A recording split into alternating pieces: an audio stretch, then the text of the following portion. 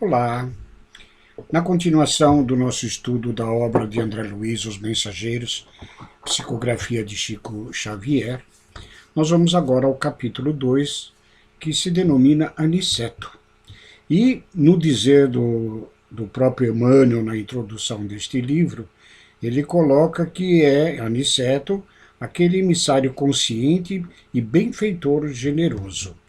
Então, nós vamos dar agora a ideia de continuidade do capítulo 1, onde André Luiz, tendo conversado com a Narcisa, depois de suas reflexões, de suas visitas ao lar terreno, onde encontrou a sua esposa em segundas núpcias, seus filhos mais distanciados um pouco da sua memória, né? Já tinha alguns anos da sua partida para o plano espiritual, e ele se encontra como um espírito renovado, com um ideal maior, de amor fraternal, e que, porém, Narcisa encontra nele ainda, como ela se expressa, um cálice vazio ainda, de objetivos, do que fazer, né? Pois que ele se encontra num estado, vamos dizer, ainda individual, mas com necessidades de relacionamentos. E ela lhe aconselha a busca de novos trabalhos, novos conhecimentos ali ao nível da colônia de Nosso Lar. O que ele, neste capítulo 2, vai conhecer exatamente Aniceto, ao qual o seu amigo e companheiro do trabalho lá nas câmaras de retificação, o Tobias, vai lhe encaminhar. Ok? Então, dando início ao capítulo 2, Aniceto, diz André assim: comunicando meus novos propósitos a Tobias, verifiquei a satisfação que lhe transpareceu do olhar. Fique tranquilo, disse bondoso, você possui aqui a quantidade necessária de horas de trabalho para justificar o pedido. Veja que nos planos elevados, né, diferentemente daqui onde se dão certos privilégios a pessoas que talvez não tenham merecimento, tenham conhecimento, mas não fazem muitas vezes por merecer, no plano dos espíritos as coisas se dão de uma maneira mais correta, mais acertada, né? Então, para certo tipo de atividade, de desejo, de licença, né, é necessário ter contribuído para com a comunidade, como André Luiz o fez. Você possui aqui quantidade necessária de horas de trabalho para justificar o seu pedido, diz Tobias. Temos, por nossa vez, grande número de colegas na comunicação. Não será difícil localizá-lo com instrutores amigos. Conhece o nosso estimado Aniceto? Não tem esse prazer, responde André Luiz. Então ele vai agora, saindo das câmaras de regeneração, ao Ministério da Comunicação, buscando novos aprendizados e novos trabalhos. E sobre Aniceto, Tobias nos diz: é antigo companheiro de serviço, continuou informando amável, e esteve conosco também aqui na regeneração por algum tempo. Em seguida, devotou-se a tarefas sacrificiais no Ministério do Auxílio, e hoje ele é um instrutor competente na comunicação. Veja que o próprio Aniceto já passou, aí está no terceiro ministério, não há uma revelação aqui de quanto tempo ele se encontra na colônia O Nosso Lar, mas tem se mostrado um trabalhador dedicado. Onde hoje, no Ministério da Comunicação, é instrutor competente, onde vem prestando concurso respeitável.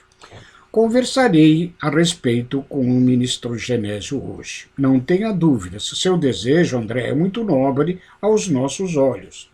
O prestimoso companheiro deixou-me num mar de contentamento indefinível.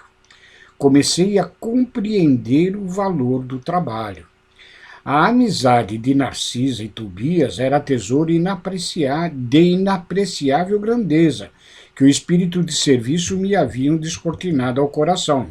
Aqui vem corroborar a ideia que transmitimos agora há pouco, de que o trabalho no plano dos espíritos é levado a sério, o comprometimento, a responsabilidade, né?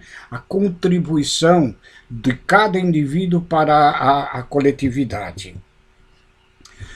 Novo setor de luta desdobrar-se-ia a minha alma. Não deveria perder a oportunidade. Nosso lar está cheio de entidades ansiosas por aquisições dessa natureza. Não seria justo entregar-me de boa vontade a um novo aprendizado? São essas as reflexões de André Luiz. E além disso, certo da minha volta à carne, em futuro talvez não distante, a providência continuaria a realização de profundo interesse ao meu aproveitamento geral. A esse tópico é interessante refletir, né? Essa obra foi publicada em 1944, Psicografia do Chico, e André Luiz já teria desencarnado bem antes desta época, né? E a própria obra foi escrita antes, 44 é a data da publicação pela Federação Espírita Brasileira, né? E aqui André Luiz faz um pequeno comentário, né? Certo da minha volta à carne, ou seja, da sua reencarnação, ele se dispõe a novos aprendizados também. Mas até hoje, contando agora estamos em 2021, 77 anos da publicação dessa obra, não tivemos nenhuma notícia da reencarnação de André Luiz. E Emmanuel, sim, ao que consta, até por informação do próprio Chico, Emmanuel teria reencarnado no ano 2000, ou no começo deste século XXI, contando aproximadamente agora com cerca de 20 anos, né? E segundo informações, estaria ele reencarnado no interior paulista. Aguardemos, e parece que ele trabalharia nesta encarnação na área da educação. Dando continuidade, fora esse parênteses bem aberto, André continua: misteriosa alegria dominava-me todo, sublimada esperança iluminava-me os sentimentos. Aquele desejo ardente de colaborar em benefício dos outros que Narcisa me acendera no íntimo, parecia agora encher a taça vazia do meu coração. Ok? É exatamente essa conversa que tem a Narcisa no capítulo 1 com André. Trabalharia sim, conheceria a satisfação dos cooperadores anônimos da felicidade alheia, procuraria a prodigiosa luz da fraternidade através do serviço às criaturas. Nós não podemos nos esquecer que o nosso processo de evolução se dá pela nossa dedicação ao próximo, né? A nossa ponte de ligação com Deus, nosso Pai, se denomina o outro, o próximo, que é como Jesus nos ensinou. À noite fui procurado por Tobias, sempre generoso, trazendo-me confortadora aquiescência do ministro Genésio, à minha petição. Com sorrisos afetuosos, convidou-me a acompanhá-lo. Conduzir-me-ia à presença de Aniceto para conversarmos relativamente ao assunto. Emocionadíssimo, segui para a residência da nova personagem que se ligaria fundamentalmente à minha vida espiritual. Aniceto, ao contrário de Tobias, não se consorciara aqui em nosso lar. Vivia ao lado de 5 amigos que lhe foram discípulos na terra, em edifício confortável encravado entre árvores frondosas e tranquilas que pareciam postas ali para protegerem extenso e maravilhoso roseiral. Aqui André faz um comentário à margem do assunto, né, de que o Aniceto ele não estava casado como Tobias ali em planos de nosso lar, né?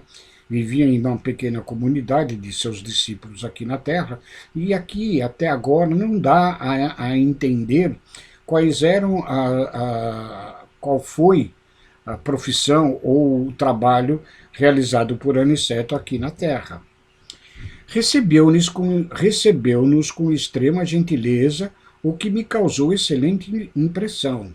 aparentava ele a calma refletida do homem que chegou à idade madura, sem fantasias da mocidade inexperiente. Embora lhe transparecesse muita energia no rosto, revelava o otimismo sadio do coração, cheio de ideais sacrossantos. Muito sereno, recebeu todas as alegações do meu benfeitor, dirigindo-me de quando em vez olhares amistosos e indagadores. Tobias falou longamente, contemplando minha posição de ex-médico no plano terráqueo e agora em reajustamento de valores no plano espiritual. Veja que a nossa reforma interior ela permanece após a morte do corpo físico, né? André está na colônia Nosso Lar em reajustamento espiritual. Todos nós estamos sempre em processo evolutivo. Depois de examinar-me com atenção, o orientador aduziu: não há o que embargar, meu prezado Tobias. No entanto, é preciso reconhecer que a solução depende do candidato. Sabe você que estamos aqui na instituição do homem novo. Veja o processo evolutivo. Em Nosso Lar, ali naquela condição de Aniceto estar na área do Ministério da Comunicação, trabalhando na instituição do homem novo, ou seja, do homem renovado. Acredito eu que, estando em 1940, na década de 40 do século passado, né, há um pouco mais de 100 anos da mudança de era aqui no nosso planeta Terra, que se deve dar em meados desse século, né, a instituição no plano espiritual de homens renovados, homens novos, para reencarnarem aqui na Terra e darem a continuidade ao planeta, agora não mais como provas de expiações, mas sim como um planeta de renovação, né? Um planeta de regeneração. Veja que desde um século antes, das colônias espirituais que envolvem o nosso planeta, né, espíritos mais esclarecidos, mais evoluídos, trabalham na instituição do homem novo, que deverá com certeza compor as novas gerações de reencarnantes aqui no nosso planeta. E aí, depois de falar da instituição do homem novo, André está pronto e disposto, diz o amigo carinhosamente, Tobias. Aniceto fixou o olhar em mim, penetrante, e advertiu: nosso serviço aqui é variado e rigoroso. O Departamento de Trabalho, afeto à nossa responsabilidade, aceita somente os cooperadores interessados na descoberta da felicidade de servir. Jesus já veio nos trazer essa conceituação essencial à nossa evolução. A gente vem para servir e não para ser servido. Aceita somente cooperadores interessados na descoberta da felicidade de servir. Comprometemo-nos mutuamente a calar toda espécie de reclamação. Ninguém exige expressão nominal nas obras úteis realizadas, e todos respondem por qualquer erro cometido. É a comunidade trabalhando em conjunto. Achamo-nos aqui num curso de extinção das velhas vaidades pessoais. Veja que a reforma interior ela é um processo contínuo. E sei lá, quando atingirmos a fase de espíritos puros, se ela também não continua. Eu acredito que o espírito é a evolução contínua. Achamos-nos aqui num curso de extinção das velhas vaidades pessoais trazidas do mundo carnal. Dentro do mecanismo hierárquico de nossas obrigações, interessa-nos tão somente pelo bem divino. Consideramos que toda possibilidade construtiva vem de nosso Pai, e esta convicção nos auxilia a esquecer as exigências descabidas de nossa personalidade inferior. nós aqui na Terra ainda temos esses egoísmos e orgulho, né, com petições totalmente descabidas. Identificando minha surpresa, Anissete esboçou um gesto significativo e continuou. Nos trabalhos de emergência, destinados à preparação de colaboradores ativos, tem um quadro suplementar de auxiliares constante de 50 lugares para aprendizes. No momento, eu disponho de 3 vagas. A intensa atividade de instrução necessária a servidores que cooperarão em socorros urgente da Terra. Nós aqui na Terra achamos que os espíritos estão sempre à nossa disposição e que o fato de orarmos e pedirmos o auxílio, as coisas se dão automaticamente. Veja que demanda treinamento intensivo no plano dos espíritos, né, para poder auxiliar-nos efetivamente na nossa existência terrena. Orientadores há que se fazem acompanhar nos serviços da crosta por todo o pessoal em aprendizado, mas eu adoto o processo diferente, diz Aniceto. Costumo dividir a classe em grupos especializados, de acordo com a profissão familiar aos estudantes para melhor aproveitamento no preparo e na prática. Eu tenho presentemente na equipe um sacerdote católico romano, um médico, 6 engenheiros, 4 professores, 4 enfermeiras, 2 pintores, 11 irmãs especializadas em trabalhos domésticos e 18 operários diversos. Note que dentro desta classificação profissional aqui na Terra, dos elementos que participam da equipe de Aniceto, né, ele declara ali um sacerdote católico romano. Veja que a nossa mudança do corpo físico para o corpo perispiritual, no plano dos espíritos destas colônias, ela não faz transformações imediatas. Né? As nossas convicções aqui na Terra, as nossas crenças, elas perduram e se mantêm.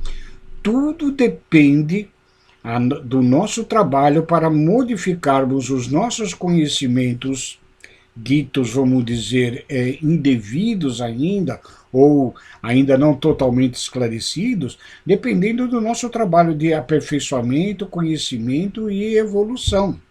Né?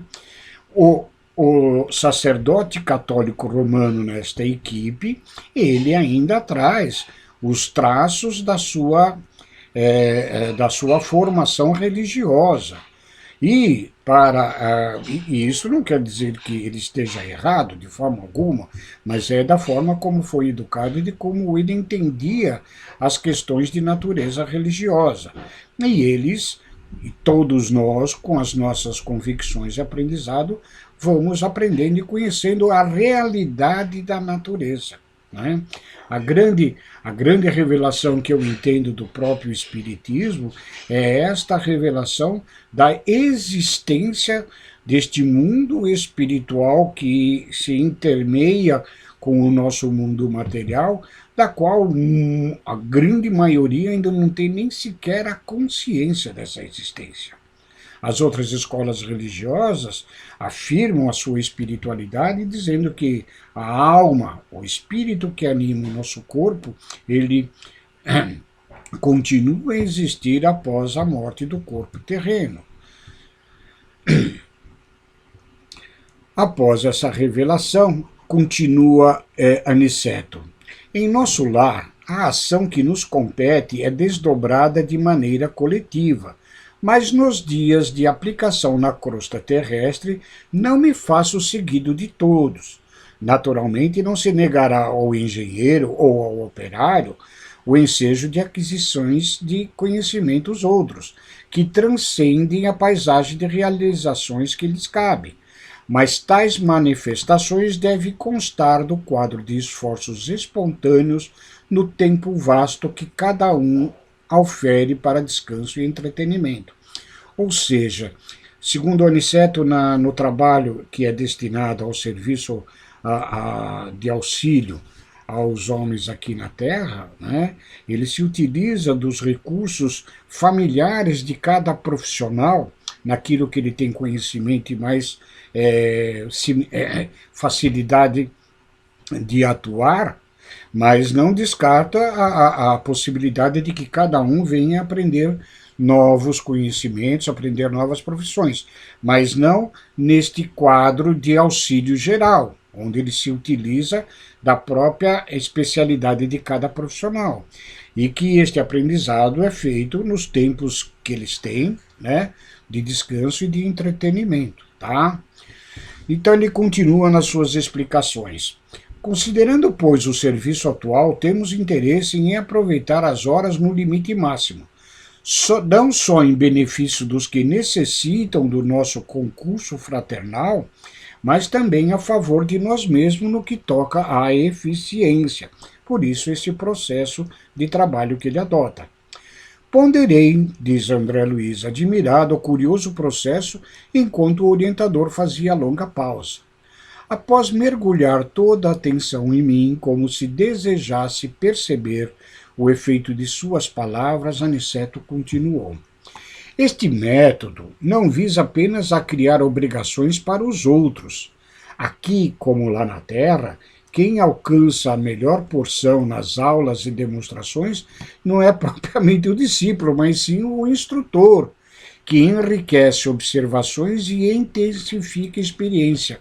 Ou seja, todo este trabalho realizado por sua equipe faz com que ele próprio também cresça e evolua, enriquecendo e intensificando as experiências válidas para ele e, com certeza, refletindo no grupo de trabalhadores.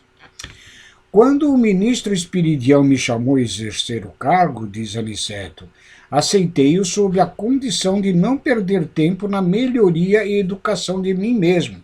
Por isso que ele se utiliza desse sistema para maior aprendizado.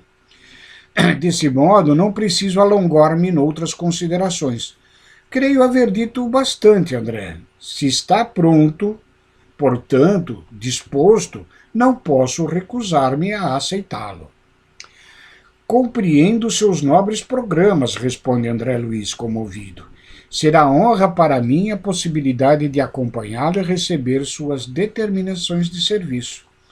Aniceto esboçou a expressão fisionômica de quem atinge a solução desejada e concluiu: pois bem, poderá então começar amanhã.